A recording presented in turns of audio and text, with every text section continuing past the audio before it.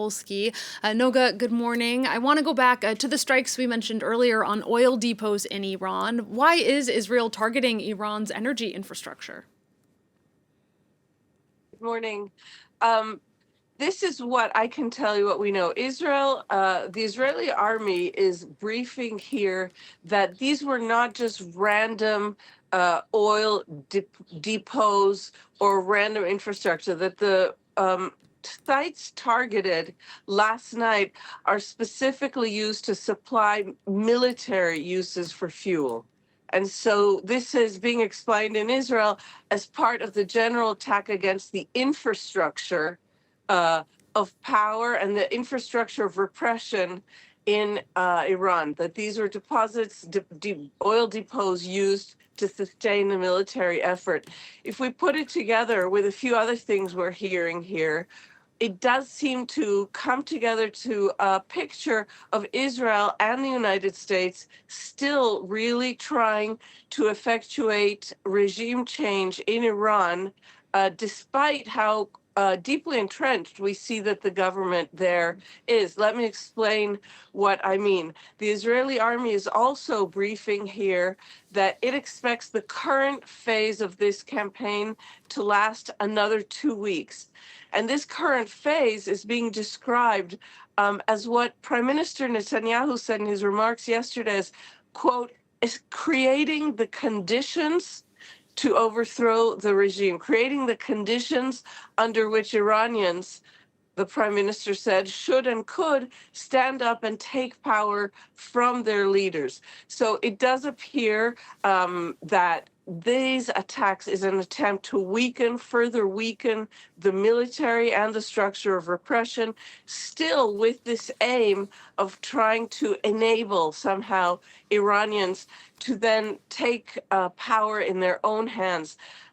Prime Minister Netanyahu, in his remarks yesterday, didn't address these specific strikes in Iran or, frankly, either the retaliation that has hit Israel pretty hard overnight, but he did address himself extensively to Iranians, basically saying, we're creating the circumstances and the rest is in your hands. Noga, you mentioned that there was some hard retaliation last night. Can you tell us what have been the latest repercussions of this war for Israel? Yes, and it even started before last night. Iran and Hezbollah, to be honest, Iran and its proxy in southern Lebanon have really ramped up the launches of missiles against Israel. So we're seeing a number of things. They are still not launching these barrages of 80 missiles or so that we saw almost every day during the war in June. Instead, it is one missile to 10 missiles at a time. Yesterday, I think at one point we had seen 30 missiles launched within a period of a half an hour, sometimes coordinated. This is important. Iran and Hezbollah, from two completely separate places, launching missiles in a coordinated fashion to target Israel at the same time. What this is succeeding is in making real life, normal life in Israel impossible. The schools will now remain closed for another week. Obviously, even though the Israeli government is trying to declare the markets open, few people can go to work while their children are still stuck at home. Excuse me. And so we are talking about a national paralysis that this war is achieving.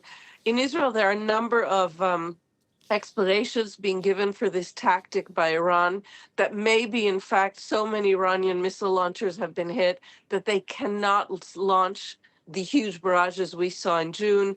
Perhaps they're holding back because right now they're attacking so many other countries. It's not just Israel. And finally, perhaps they're holding back, and sorry, because they're planning for a long campaign, for a long war, and Iran doesn't want to risk running out. So all of these things together, they have caused less death and destruction in Israel by not overwhelming the anti-missile defense system, the air defenses. But on the other hand, it is simply impossible to conduct normal life. And Israel really is in a paralysis of war completely right now.